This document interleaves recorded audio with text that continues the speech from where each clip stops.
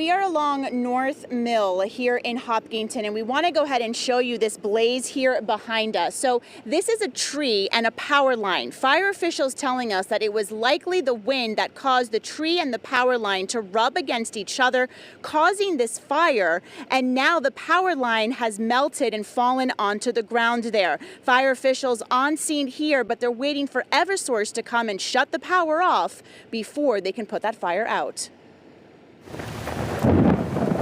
Heavy rain coming down in Needham, lightning strikes in Weston, hail in Salem, and in Hopkinton, the deputy chief says it's been a busy night. We had another house hit by lightning up on Stewart Street. We have another tree on fire down on North Mill Street, and we had a shed fire all at the same time. This is that tree fire on North Mill Street, the wind likely causing the power lines to rub against the tree, causing the blaze. And over on Lumber Street, trees and wires coming down onto this truck. The driver is okay. Saw a flash of light, lightning came down, the tree came down, taking the power lines down, landing on top of the truck.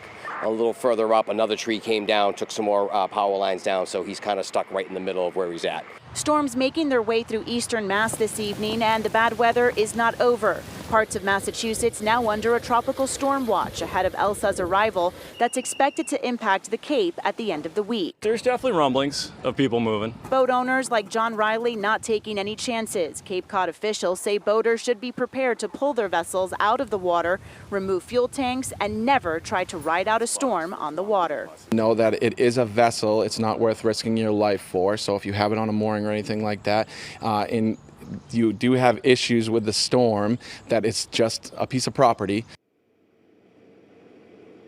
And back out here live, you could see that fire continuing to burn here in Hopkinton. Again, fire officials are waiting for Eversource to come on the scene here to be able to cut the power before they can put that fire out. Now, I can tell you that everyone here in the neighborhood is safe. There have been no injuries, and fire officials have told people in this immediate area to stay inside. We're live in Hopkinton tonight. Nathalie Pozo, WCVB.